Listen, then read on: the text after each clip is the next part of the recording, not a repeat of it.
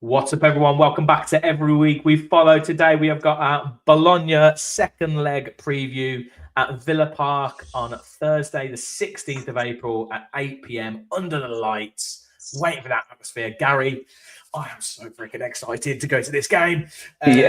We have obviously got a wonderful guest, the wonderful Neil from Liverpool McGrath podcast. I am a long-time fan. I bow in your presence. I'm very happy to be here. A fellow bearded man. I'm very happy to have you on. He's been ignoring you for the last 3 times we've had you on. Yes, yeah, so it's not really ignoring. To get him on. I just couldn't make it. Every time I was so gutted. I was like, oh, for God's sake, I'm not going to see Neil again. Yes, I'm very happy to have you here. So how are you doing, Neil? I'm doing good.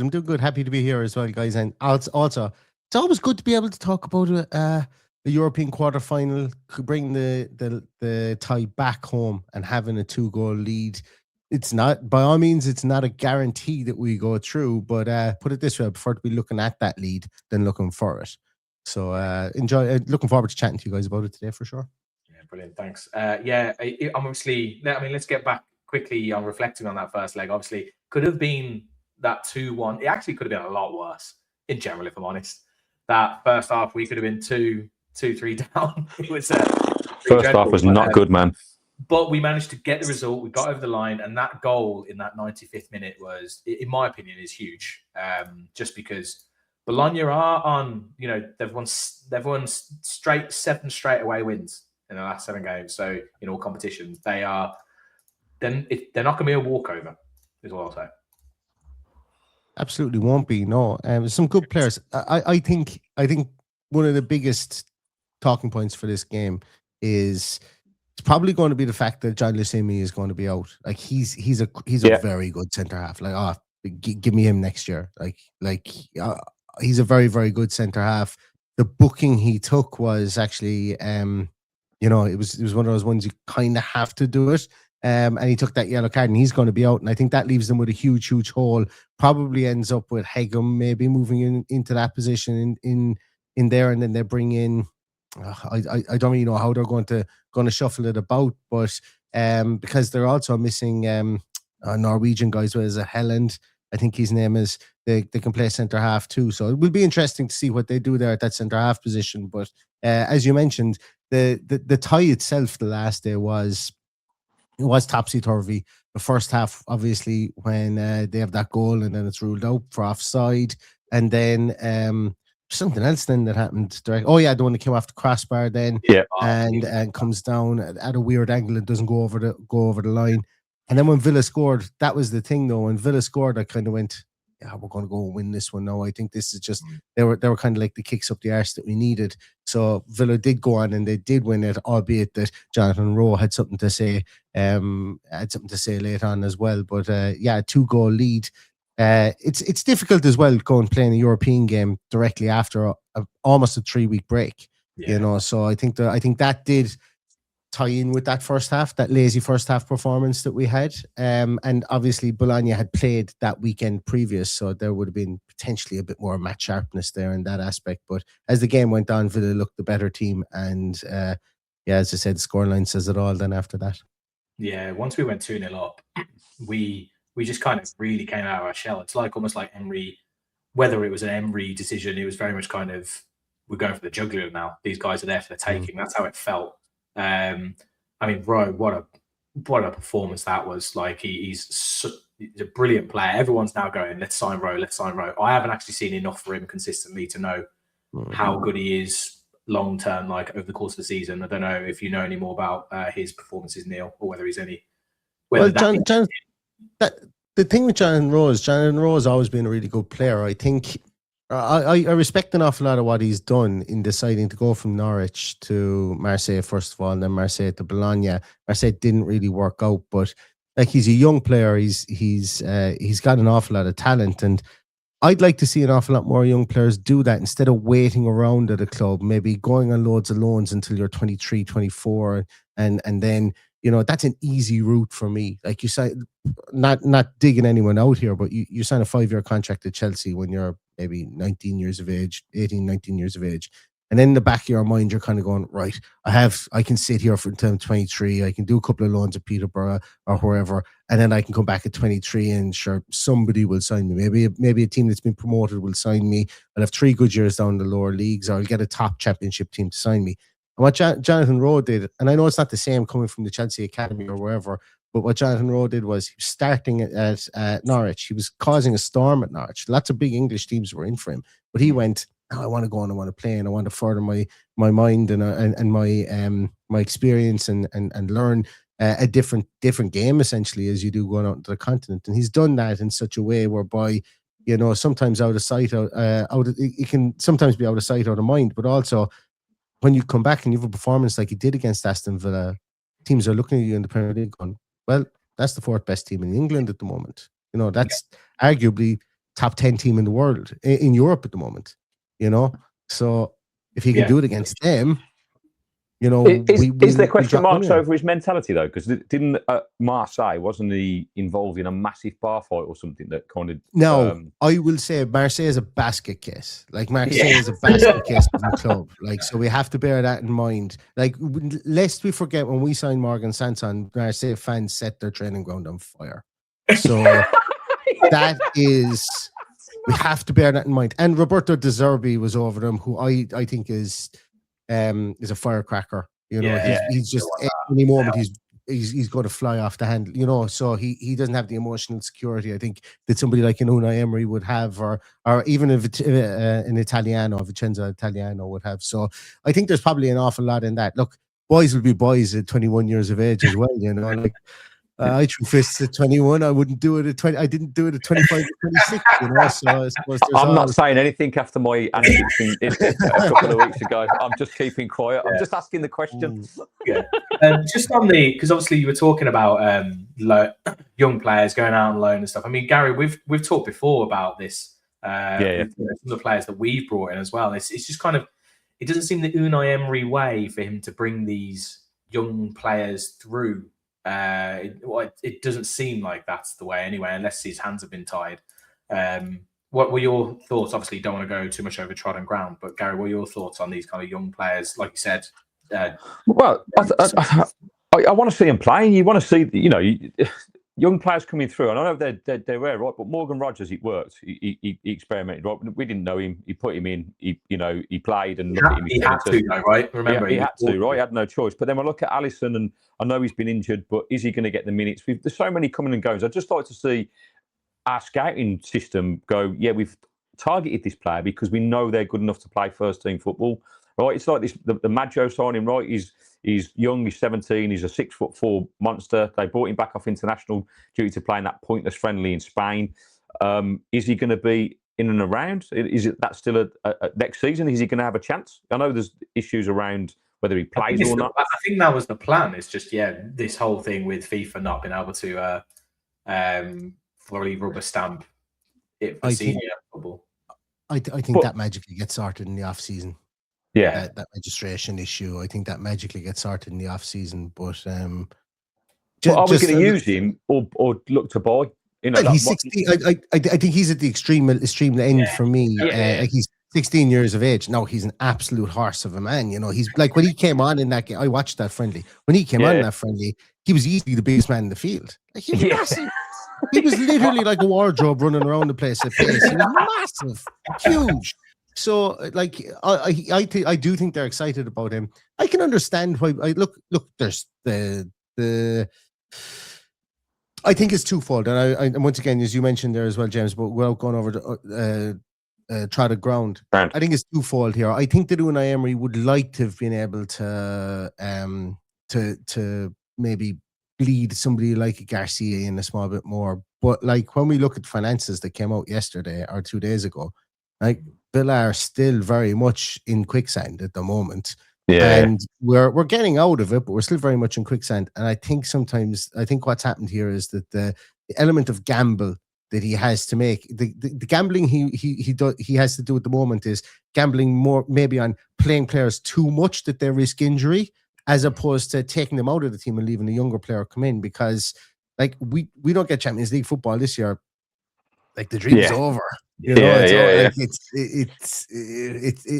and that's that's not being hyperbolic, but it does mean we should, based on all probabilities, regress back to the mean. Now, I would have said the same again this year, but we didn't, and we actually have outperformed ourselves this year. But you can't keep going back and getting blood out of the stone in that instance there. But I think Unai Emery would like to blood young players. I think he'd like to play more young players, but also I think that there's been a disconnect with Monchi over the 2 years previous with regards to what they were supposed to do, and I think even if you were to just see the green shoots of even Ben Bradshaw's loan, it's a perfect loan for him. Green shoots like Lewis Dobbins' loan, they're better loans. They're like loans we were getting maybe 3-4 years ago when we were sending Cameron Archer out on loan, and those we went very stagnant for a 2-year period, and we didn't get those ones. So I think it's more about growing those young players. And look, we would probably end up selling them again, which is a shame. But that's just the world the Villa inhabit at the moment, with pure profit and everything else that goes with it. Yeah, all that malarkey. All that malarkey. I suppose back onto the game and talking about selection choices. We talked about Bologna's headaches at the back, but Villa have got some headaches here. We've got Morgan Rogers, John McGinn, Matty Cash, Luca Dean, and Lindelof all on yellow cards, which means as in yellow card limits, which means if they get a yellow card in this game, they do miss that first leg of the semi-final, because all of the yellows get wiped after the end of this match.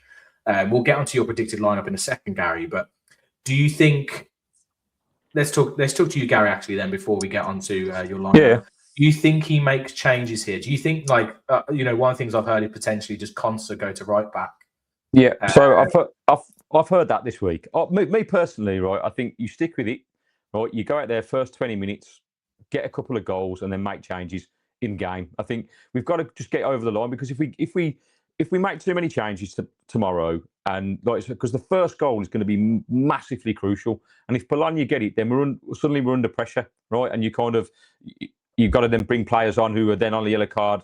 If we just get the job done, we can win this game in the first 15, 20 minutes, and then make changes at half time if need be, where we don't have to put anyone at risk of missing that first leg. Just my opinion, but I know that my opinion isn't always miles off compared to Unai Emery's. So it means there's bound to be at least 7 changes made.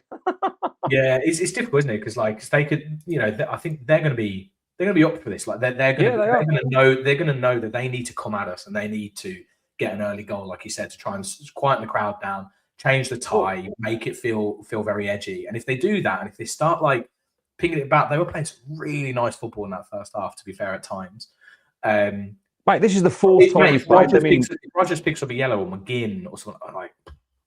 Well, this is the fourth time we've played them as well in 18 months, I think it is, right, in Champions League and Europa League. They know what to expect at Villa Park now. They've kind of, been there, got the T-shirt. I think the element of surprise has gone. In the first couple of games, you didn't know, and teams have changed, but they're going to know what the atmosphere is going to be like. It's kind of that they know that first goal surely is crucial, right? And like you say, in that first half last week, we weren't even in the game, and similar to kind of Nottingham Forest game on Sunday, we didn't really get going. It's kind of we've got to be switched on, basically. And I think if we can get that first goal, I think we win the tie comfortably. But if we don't, then it's game on. What about you, Neil? What are you thinking around changes? Yeah, I think you do spot changes. I've no problem starting Victor Lindelof and Luca Dean in this game when they've got a yellow card hanging over them, just because the replacements that come in are equal, if not better. I think Matty Cash, I would probably... I'm between two minds. Remember, it's only one game that they're going to be out, and it's going to be the away game. So there's no hard and fast rule with regards to... I'd probably start Matty Cash. I probably would start Matty Cash as well. But then we get into the two guys that I just don't know if we can be without them. And Morgan Rogers and John McGinn. Of the two, you could not play both of them. You could. It would be an eye opener. It would be an eyebrow raiser, considering you don't have Ross Barkley. You really are going into your bag of tricks there. Maybe playing Douglas Luiz and Onana with Yuri Tielemans a bit further forward, and then Jadon Sancho. If Jadon Sancho is back, essentially, is what I'm getting at here. Sancho is back. I think you could play Sancho and Buendia alongside Tielemans, and you could play those two lads in the sixes, and you could leave Morgan Rogers and John McGinn out. it would be every single person that isn't an Aston Villa fan that doesn't know about that actual fact there that these players get booked would turn around and call this arrogant from Aston Villa. Yeah. But it's not. Like, it would be for me, it would be the smart thing to do. And also, I would be using Harvey Elliott in this game in some way, shape, or form. Because Sunderland is massively important at the weekend as well. Yes. Will he use Elliott though? I mean, I'd love him to use Elliott. I wanted him to use him last week, if I'm honest. I just then he brought Leon Bailey on, and I had to watch Leon Bailey just. I just make it make sense. Like I watch him. That well, it wasn't a tackle, was it? I don't know what that was. That was something like a 5-year-old does who doesn't go to commit to anything, who doesn't understand what he's doing on a football field. I think at least from what I've seen of Harvey Elliott in the Villa shirt, he's given nothing but 110%. And, Emery's actively said, I want players here that are 100% committed. And we don't know the ins and outs of Harvey Elliott, but you can't say that he hasn't, done himself massive favours, really, in terms of how he's handled himself. I think it speaks a lot about his character. So, and we talked about that. So, if we might as well try and get something out of him in the last few weeks of the season, before he ultimately goes back to Liverpool. It's him or Alisson. If Alisson Edward is fit as well, I would like to see 10 minutes from him too. I would like to see 10 minutes from him more than I would have Elliott, because 100%. What we spoke about there, blooding young players and getting them through. I'd just like to see him on the bench, because he was in training last week, and I thought he might be on the bench for Forest. So Sancho. I guess we'll see whether they're in the actual squad or not. That'll be telling, hopefully. Just have to be careful, it seems, with bringing them in, right? Because it just keeps them picking up these little niggles, and obviously he'll have like a pre-season and stuff in the summer, so he'll be able to hopefully build up some of those minutes and some of that time. But yeah, it's just frustrating. These little niggling injuries are just frustrating. But I think I said a stat before. It was something like when he was at Gremio, I think he'd missed 2 games in the entire time. Comes to Villa, he's missed 10 matches. And it's just like, what is going on there? So our strength and conditioning team maybe needs to... but you know what also? It's also kind of a little bit of an insight to this, and it's not the same, but I took over for a physio appointment at Basford yesterday. First time we've probably seen a football physio, if you will. She's been out with an ankle injury, and we've been doing some strength and conditioning training over the last few weeks, and I felt like she's ready to play again. Anyway, within 5 minutes with a physio, he did a proper kind of fuller examination on her, couple of tests on her, and he's like, no, there's still something there. Another week and a bit before you're even looking at doing any on-field activity. So I can only imagine like these little niggles that we think, they're just little niggles. Maybe you could play through the pain or whatever. But if you're being actively told by a physio, sorry, and I think their opinions are up there. So if the Villa physios are going to Alisson, or to Unai, I'm sorry, he's out. You just got to accept it, even if you're looking at him training and you see them. So when you see the images, I guess we'd never really get the insight of actually what the medical staff and that kind of final say, right? And we know that the manager sometimes wants to play, that he's like, how it's a matter of risk, right? Like they'll it's like in my work where you got compliance. It's not a rule. It's very much a guidance. It's kind of like a thing of, well, here's the risk involved, and you kind of choose to do it. So the manager, all these guys have those patches in their shirts. That's measuring loading on muscles. I'm sure that they all have DEXA scans and all that stuff. I'm sure they even wear kind of bio tracking patches and stuff like that from time to time as well. So like he's a 19-year-old kid as well at the same time, and he's a tall guy. I would imagine they're managing loads through the muscles and stuff like that. And I look, I'm sure it's more complex than it probably seems in 2026. But yeah, it doesn't make it any less frustrating for us when we want to see him on the field that he's not there. Absolutely. I say it's between being a fan, right, and understanding the process of what it gets to get a player fit and actively playing, right. So as a fan, you're going, we need him, like we just get him on there. But there is a process, because I think even you get to a point where, because like you said, you see them all strapped up, right. So they get to a point where it's like, actually, we can strap this and you can get through it. But there has to be that point, and I guess Unai Emery's like, well, it's not worth risking when we've got other fit players, right? regardless of what we think of them, i.e. Leon Bailey. I'd rather play an injured Alisson, I think. But it's one of them. Hopefully, we'll see something of him over the 90 minutes of this game. And I think as well, Unai Emery strikes me, and to be honest with you, I don't think anybody could convince me otherwise of this, that Unai Emery sits down on like the 1st of August, writes out 25 players and goes, these are my guys. And tailors everything around those guys. And even when we talk about it at the moment, like, it's easy to drop in a Douglas Luiz because he's done that. He's been on that 25-man list before. It's easy to drop in a Leon Bailey because he's been on that 25-man list before. But like, to bring in an Addison Edward or Brian Maggio, who are young players, he's kind of going, they're not on my list of 25. So I'm going to prioritize these guys over these guys. But next year is different. Like, come whatever deadline he has for writing his list of 25, he goes, these guys will be on it next year, and they've got a 6-month head start to get involved there. You just look back through his tenure at Aston Villa, outside of Alex Moreno and Morgan Rogers, that's essentially what he's done. He's not brought the players in. Like, even Tammy Abraham has found it difficult to get into the team this year, and they chased him for the whole out of January. So I know they're chasing for 3 years. They won in 3 years ago. Like, it's really bizarre. Tammy thing's a whole other conversation. I do not want to open that can right now. Very, very long podcast. But maybe we'll get you on again, Neil, to talk about that specifically. Right, Gary, let's go over your starting lineup here then. So this is the starting lineup. Is this the one you predict he'll do, or the one you'd like to see? Like the one I'd like to see. I think he'll ultimately make change. I just think, like I said earlier, go and get the game won in the first 20 minutes. So stick with what we've got. Obviously, it just makes me so sad that Barkley's not involved in this in the European squad, because I think with Barkley in that team, we win this game relatively comfortably, if I'm honest. I wasn't overly impressed with Buendia's performance last Thursday, although it was controversial with other content creators who said that he kind of put in a shift. I didn't see it myself. I saw a couple of moments, but I did see too much of dwelling on the ball, being muscled off the ball, choosing the incorrect pass. There was a couple of times where he could have played Rodgers through and just picked the wrong pass. And he had, I think the only thing he did have was 2 decent efforts on goal. Again, he probably could have played Rodgers in for 2 of those, for both of those. But we'll see if he steps up to the plate. The rest of the picture, I personally, I'd like to see Maatsen just be given that left-back starting role. As much as Dean has been a great servant for the Villa, and he's pretty sound defensively, he doesn't offer us any pace going forward. And I think he's also that defensive quality of Digne has been questioned in the last few months.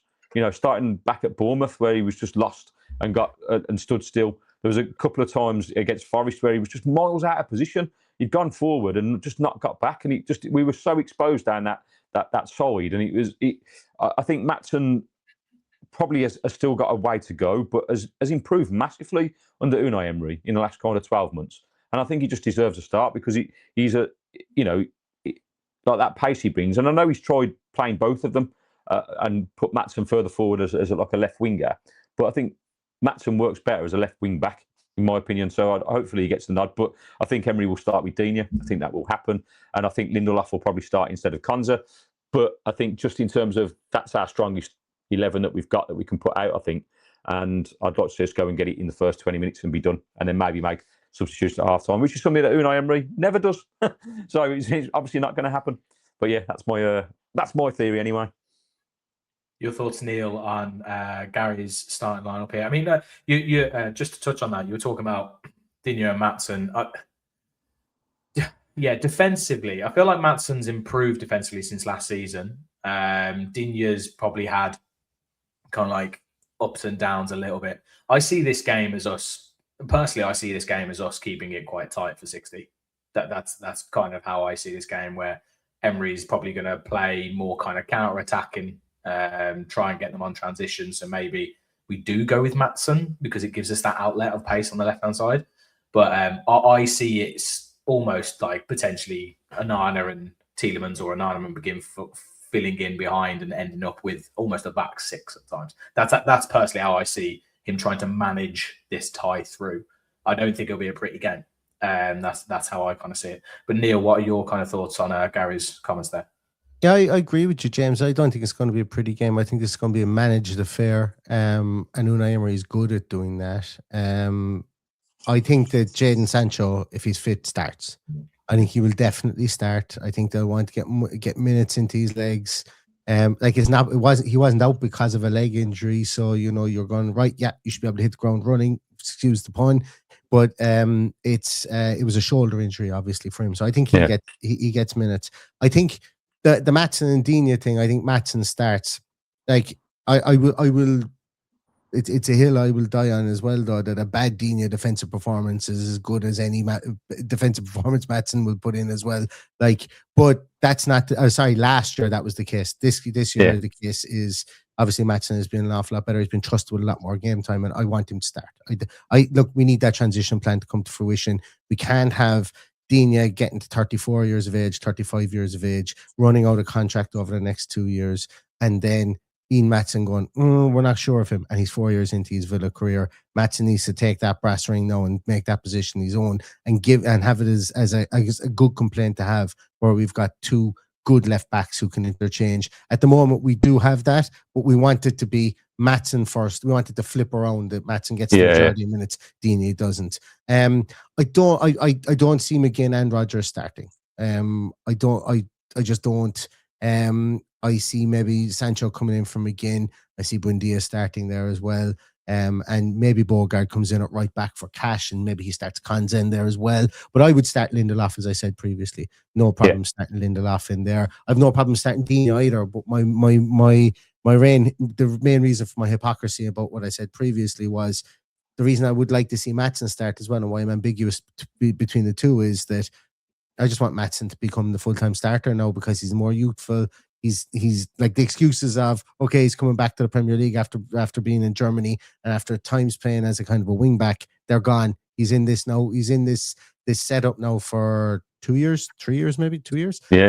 So those excuses are gone. He needs to usurp Luca Dean, and he needs to be a starting left back next year for our continuity and for our, I suppose, our return on our investment. Really, our return on our investment. We need him to step up and to distance himself, and give, as I say once again, this is not a slight in Digne, but it's to give him to give us a good problem of having a good young player and a good older player that can play left back, because it's a pivotal position for Unai Emery.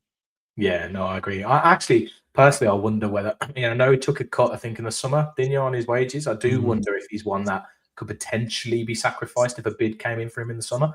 But obviously, again, a lot of that relies on, do we have Champions League football? What are Villa's finances going on in the summer? I think if we do, I think there will be a little bit of a changing of the guard. But we will obviously see. I think they would have wanted to do that last summer if we got the Champions League. But unfortunately, obviously, we know what happened there. A quick question on Pau Torres. With the fact that we're going to potentially play that kind of more, we think potentially play that more kind of holding defensive situation, and with the fact that I expect Sunderland to be playing quite deep and us need to try and cut through those lines a little bit more, do you see him resting Torres and actually putting Mings in? Maybe. Like, it's not beyond the realms. I think if Mings plays, Konza plays. I think if Pau Torres plays, Lindelof plays.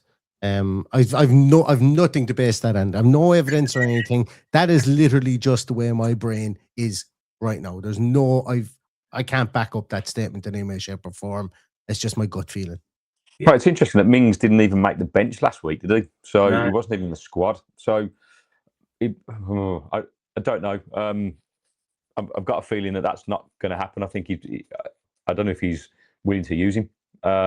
It's one thing kind of putting him on the bench and having him as a backup, but to not have him in the squad completely when I don't know, it was a bit strange for me. That was last week. I didn't quite understand that move. One little thing, and I don't know if you guys saw this earlier on today, but I wasn't expecting it. I see you guys have Marco Bizot in goals. Are we sure? Because it seems Demi Martinez has said he's good to go for the weekend. Well, yeah, I was going to say with Bizot. Do you know what? Out of pure frustration of look, because mate, this is a personal thing for me. This Emery thing of just going, I've pulled my calf muscle. What? Because it was raining. Like, what is going on? And now you're fit to play on Thursday. Behave. Like, you can't pick and choose. Like, this is. I think Bizot deserves to keep his place. I thought he did well against Forest on Sunday, more or less. Apart from the goal, we talked about that on the last pod. I thought his positioning was slightly too much to the left and he should have covered the post, but it was a great strike. And why not give him minutes in Europe in a game that we've got a 2-0 advantage of? I think it makes sense, and then play and that gives Emery a full week and a week of rest to come back for the Forest game, right? For the Sunderland game, which is probably our biggest game of the season. I think with how the results have gone over the course of this week. I think if we win this game, it's Champions League qualification, right? I think you beat Sunderland and Chelsea and United draw. I think we're in the Champions League. I personally think if we, I agree. I think it's done. Yeah. Or Chelsea fail to win. I think that's probably the best way to put it, because then Chelsea need to win out essentially, because we have Burnley. And if we don't beat Burnley, I'll eat my own face somehow. Great, mate. That'd be great content. Can we get you on? Be super content, yeah. Like, we just be like, this is the episode. I agree. I just personally, I just don't see Chelsea. Like I said, even if we lost those last 2 games of the season, I just don't see Chelsea bettering us over the course of the next 4 fixtures. I just don't see them doing it. Considering they've got Brighton and they still have Liverpool, I think, left to play as well. Like they've a murderer's row coming up. If Chelsea lose, right, and Brentford win, do we have to worry about Brentford? Well, no, because we'll still be 9 points ahead of Brentford anyway. Brentford have to win all the remaining games. As long as we win, right? Yeah, okay. Well, I mean, it's the interesting thing. Just a slight tangent. I mean, it's related to the Europa League, and there's obviously all this talk about. And I don't know if you can clarify for me, Neil. I believe if we win the Europa League and finish 5th, it goes down to 6th in the league for Champions League. Is that correct? Or do we just need to finish in the top 5? I don't know. I thought I remember seeing somewhere whereby if Villa and Liverpool, now obviously Liverpool can't win the Champions League. If Villa and Liverpool have finished in the top 4. Now this is prior to the 5th being confirmed. If they finished in the top 4 and win their respective European competitions, it could go down as far as 7th, which I think is a mockery. I think is a mockery anyway. I think there should be a cap on the amount of English teams that can go in there, because it's too rich a league anyway, and it just stifles other teams. And I think it's nonsense. But the 5th is fine for a coefficient. Strangely enough, I believe that because it helps us. But I don't know. I don't know. I'm open to correction on whether if we finish 5th and win that we get the 6th place, considering we get into Europe, the Champions League based on coefficient in 5th, and we're not an outright qualifier. I don't know if there's any kind of grey areas around that. I think there's something in that. Put it this way, guys. If we've got wrapped up Champions League in the top 4 and we're in the final, throw it so Chelsea don't get into the Champions League. We're losing 8-0 in the final. Like, it's an interesting thing. I'm joking. I would win the cup. I want to win a cup. It is, but it is. It's not something that I think anyone would ever publicly say at the club that it's a thing. But like I mean, to be honest though, Champions League for Chelsea, it doesn't matter. Like, as in, from their financial point of view and the way they work, it doesn't matter. They could do what they want anyway. They'll be shopping in a financial situation anyway. They'll be shopping in a different shop to us. They're in Selfridges, and we're trying to knock on the door to get into, I don't know, not Primark, but trying to get in where we can to get. Mate, we're just trying to get a home delivery from Ocado. That's all we're trying to do, right? Trying to get a delivery from Ocado. Exactly. But yeah, I mean, someone let us know in the comments. But yeah, but I'm more interested in, like, could Brentford pip them to it?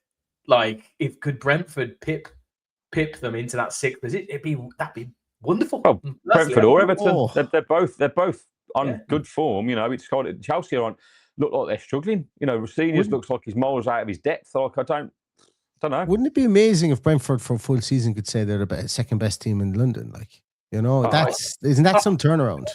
That's some turnaround. I guess. I think I'd like to go back to our opening show of this season, right, where we talked about Thomas Frank and Spurs, and I said I felt Thomas Frank would be out of his depth, not because he's a bad manager, but because of the control he's had at Brentford to go to a top 6 side where the pressure is you have to win every game and compete in the Champions League and all that. So I get that. If you don't hit the ground running, you're not winning. Then the pressure's on. Obviously, he lost his job, and then you look at Keith Andrews, who's come into Brentford and has more or less been able to do the same thing as Thomas Frank. Right, the same sort of mentality, and the players have responded to him. And all of a sudden, you get a togetherness that gets you into 7th place. I think Brentford's story is an amazing one, and needs to be studied, because we all talk about throwing money, because that's what it is. This football malarkey is just about the people who spend the most usually have the most success, right? But there is an element of football that still, for me, which is the purist in me, that goes, football is about that togetherness, that understanding of the game, that you get a good technical coach who can get players motivated to play a system that works, and you get the results.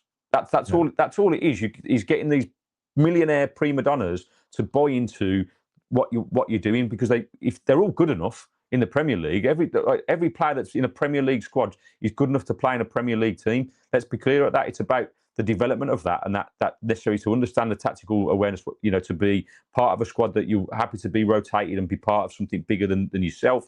And it's the best coaches do that. That's why Pep Guardiola, as much as he's had all the money and you're right, he'll be criticised. His skill set, he's taking those brilliant players who are the superstars of the game and getting them focused and playing as a team.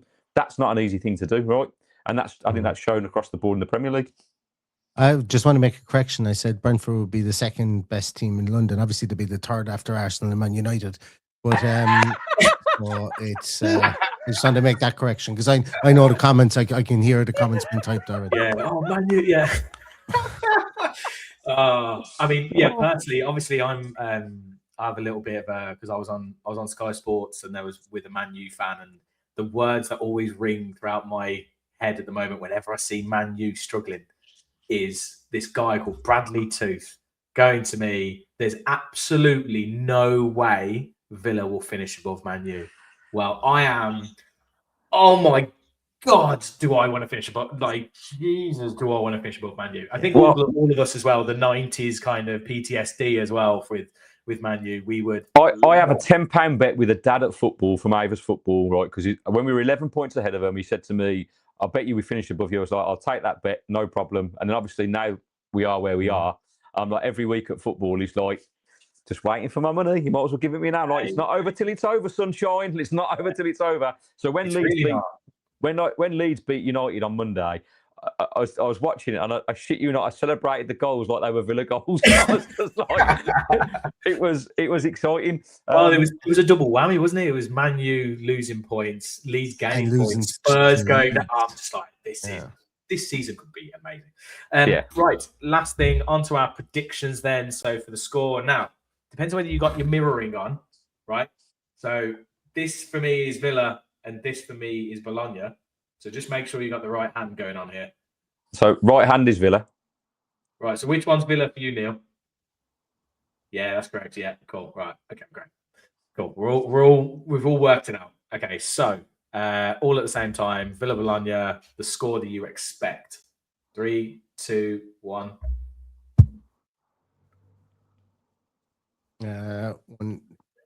Oh, he's gone with a 1-0. Gone for 1-0. Yeah, tight one. I'll personally gone for the draw. I think they will get a goal at some point, but I think it will maybe be like. I don't think they will, and I think the fact that Neil, you pointed this out at the start of the show, they're missing their centre half who was suspended. I think that's massive for them. I think, he was one of their biggest playmakers. Like Pau Torres start things for us. Assume he does that for them too. Yeah, obviously, now Jonathan Rose does scare me. He ran Matty Cash absolutely ragged last week, but McGinn did do his best to cover him. So as long as we keep Leon Bailey fully away from our team tomorrow, I envisage we can keep him quiet. But that's why in the lineup, my whole point was that just go and get it done, because with their weakness that they've got at the back, if we go and attack them first 20 minutes, get a goal, I think they'll crumble. I do. But if we sit back and try and keep it cagey for 60 minutes, we're just asking them to score that goal. And if they score that goal, then it becomes a nervy affair, and it doesn't have to be, because whoever starts really, and we've talked about that, I think we've got a good enough squad to beat that Bologna team. So come on, the Villa boys. All right, great. I just see it being quite a cagey one. I think we're going to be sat there, Gary, being quite frustrated, going, "Fuck, it's boring." But yeah, it's been like 4 or 5 weeks since we've been at Villa Park. I don't know. I'm excited to be there. I'm excited to be there. I'm hoping the atmosphere is there. Hoping everyone brings the atmosphere. And if we do get that early goal, I think the atmosphere will be lovely. The whole evening. Speaking of atmosphere, and Neil, it's a shame you can't be there, because Sam from True Adventures, who you had perform at your event, which we'll talk about in just a sec, is doing his very best to get his song as a chant on the terraces at Villa. So we are meeting with him tomorrow at 6:45 at the Lion statue outside the warehouse. If you're going to the game, please come along to that. We're going to try and get the chant going outside so we can kind of carry on into Villa Park. And I think it would be, I mean, Sam's done a TikTok about this, about that it would be lovely, wouldn't it, if we were to get to Istanbul and win that trophy, that the song that all the Villas faithful are singing is like, all of my heroes are villains, but in a mad, passionate way, you know, more of a footy chant, which he's trying to get away from. So I'm looking forward to that. That's going to bring the atmosphere before the game. If we can do that, that'd be mad. And obviously, Neil, so Sam performed for you at your 30th anniversary of the Coca-Cola Cup, I think it was, when we won it. Might have been, it was, wasn't it? Not the Rumbelows Cup, that was the one before, showing my age there. How did that go? Because I've seen all the stuff online, mate, and it looked incredible. Oh, it was absolutely cracking. Yeah, as I told you guys beforehand, I took a year off my life, I think, that weekend with all the celebrating and the hijinks we got up to. It was great fun. And, you know, we had Ian Taylor, Alan Wright, Tommy Johnson, Mark Draper over, along with Sam, and also Nigel Boyle from Line of Duty and Peaky Blinders. And it was just like, the only word to describe it was just unadulterated and unbridled fun. Like, it was just fun is all I'd say. Like, the inhibitions were out the window from everybody in the audience, from everybody on the stage. It was just like everybody was sitting in a pub or sitting in a front room, just having a laugh and a joke and telling stories and drinking a few pints. And it was great. And you know what? It was good to be able to mark that occasion, considering it's 30 years since we won a cup, because we've talked there, and I joked about, you know, throwing the Europa League final if it meant Chelsea getting into or another English team getting into the Europa League. But, you know, winning cups is what it's all about. And as Ian Taylor said, that he joked and he said he's delighted that Villa haven't won anything because they're dining out on it since. You know, he was obviously joking, but we want to celebrate people. We want to celebrate this great team. And, you know, while I will always think fondly of this team, and I always think fondly of the Martin O'Neill team that nearly got into the Champions League and so on, you know, it becomes irrefutable that the team is a great team then within the history of the club if they win silverware, and to win European silverware really just catapults them up there with the 82 team. It just does, like, absolutely. You know? So for me, you want to win that, and it's, yeah, as I say, but the day was really good. You know, the feedback we got from it was incredible. We had 220 people inside in a room watching, like in a room, and at that, it was so funny because they were all lined up outside the venue. Big shout out to the Laughter Lounge in Dublin. They're just an incredible venue. But we had about 220 people lined up outside, and people were walking past in Villa shirts and Villa jackets going, what's going on here? Now, unfortunately, we were sold out, you know, so we couldn't invite them in. And I make a big habit of, it's kind of like how I describe it at an Irish wedding, you know, the bride and the groom always greet everybody into the room and they greet everybody out of the church and all that. So I always make a habit of being the guy who scans in the tickets in the door, because, you know, you get to see people and they come up to you and go, oh, this is my handle on Twitter, this is my handle on YouTube, or, oh, you read out my comment on this, or whatever like that. And that's just a great connection to have. And it allows you then afterwards, when we had the after party up in the Grand Social afterwards, everybody was just mingling. You were going around chatting to people then, and it breaks the ice, and you can have great conversations with people. And everybody was like, it was an older crowd, because a lot of the Villa fans in Ireland are of, you know, mid-30s to mid-60s really is what the age group is. But yeah, our age. But and that's, you know, they're all kind of saying we see people go off to see, you know, John Aldridge and John Barnes, Liverpool Lights and everything. We get people going to see Dennis Irwin and Nicky Butt and Roy Keane, you know, all that kind of stuff. And goes, but it's great for us to be able to have our day out and get to see the people that we would have grown up looking at. And, you know, they're always like, they're going, you know, if I was to tell people, oh, Ian Taylor, Alan Wright, Tommy Johnson, Mark Draper were there, they go, oh yeah, I think I remember those guys, which is, but that's not a slight on them. That's a slight on football in general. Football fandom in Ireland, that these guys were top Premier League players in their day. But because they weren't playing for Liverpool or Manchester United, they weren't. They don't get the recognition in Ireland. Yeah. But they're every bit as cherished amongst our fan base as John Barnes, or, as I said, Nicky Butt or anybody like that will be amongst their fan bases as well. And It's the gig itself is up on YouTube, and I must say, Mark, it's like when I talk about inhibitions were gone, there was great crack. There was Alan Wright, the poor man, they slagged the living daylights out of himself and Mark Draper all night long. And Mark Draper even slagged himself for most of it as well. But top guys, I actually, you know what, and real down to earth guys, and spent the whole weekend with them, and yeah, really, really great fellas. And I would gladly spend time in their company anytime, because they were just so down to earth, and they couldn't have been any nicer. So having said that, was that like a one-off event, or are you planning on doing more in the future, like to celebrate their success?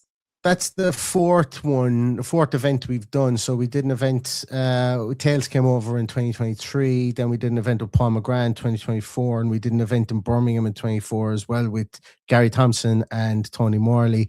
And then this one was the fourth one. But this one was specific as well because it's Paddy, my co-host. It was his 50th birthday that week as well. Nice. Or the week prior to that. So so there was a lot of celebration going on for that one. But it was we've got a couple of irons in the fire for something else, and maybe a completely different project as well, because like when we do, and I'm sure you guys are probably the same, but like, you know, podcasting isn't a lucrative business unless you're Mark Wahlberg, and you're selling it for $3.5 million. You know, it's not a lucrative business, but anything we get in, and it just even goes to show, like we still had to charge 50 quid for a ticket, and we still only broke even for that event at 220 people. Now, again, Ireland is really expensive to put on an event because of insurances and everything that you have to pay. That's beside the point.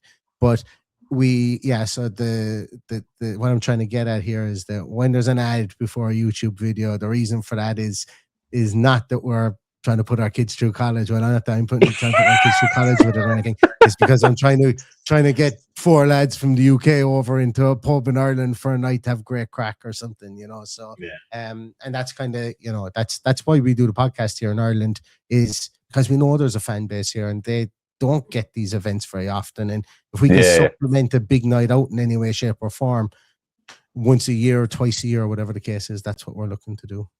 Brilliant. Mate, well, if you do it again, I'd love to come. I've never been to Dublin, and I've always wanted to go. My wife's been numerous times for 2 hen parties, but I've never been. So I'd love to come across. I'd just do it. Just don't give him any margaritas, and you'll be fine. I'll stay sober, mate. I'll put it this way: you won't be drinking margaritas in and around Temple Bar anyway, because you're talking 25 quid and fucking margarita, I'd say. But stay out of Temple. Dublin's great. Stay out of Temple Bar. It's a trap. Temple Bar is it'll just, everybody's hand will be in your pocket. Not that there's pickpockets or anything that I know of, but it's just really expensive. But I would say that Dublin's a good city. I like going to Dublin. Brilliant. Awesome. Well, thank you so much again for coming on, Neil. As always, your insights and your knowledge of the European game is absolutely brilliant. And obviously, anyone who is here who hasn't miraculously has made it 47 or 48 minutes in and isn't subscribed, then do drop a subscribe. Obviously, give us a like. And if you are somehow also not subscribed to the Love of Paul McGrath, please do go check it out. It is a brilliant channel, and I'll leave a link in the description as well. I'll leave a link to the recording of the stuff from the event that you had, Neil, as well, in there. Brilliant. Well, I think that's everything for now. We will be back on after the game on Thursday, so we'll be back probably Friday for the Bologna post-match review. Gary will be doing live things on TikTok as well before the game and probably after the game with his immediate thoughts as well. But Gary, do you want to give us your final thoughts and sing us out, mate? Yeah, just to say as well, we'll also have the Sunderland preview Friday. We've got a Sunderland fan, so we'll have to record them both. So there'll be a double whammy coming out for the weekend. Just like I said, my final thoughts of this, let's go out and just get this game done. Massive week for us where we could potentially be in a European semi-final and qualify for the Champions League via league position. I think that would be, going into the final 5 games, could be take all that pressure off. And if we haven't got the pressure of that, then maybe, just maybe, something brilliant's going to happen in Istanbul. All right, so let's do it. Anyway, until the next one, Neil, thank you as always, mate. We'll see you again soon. And just leaves me to say, every week we follow the boys in claret and blue. Peace. See ya.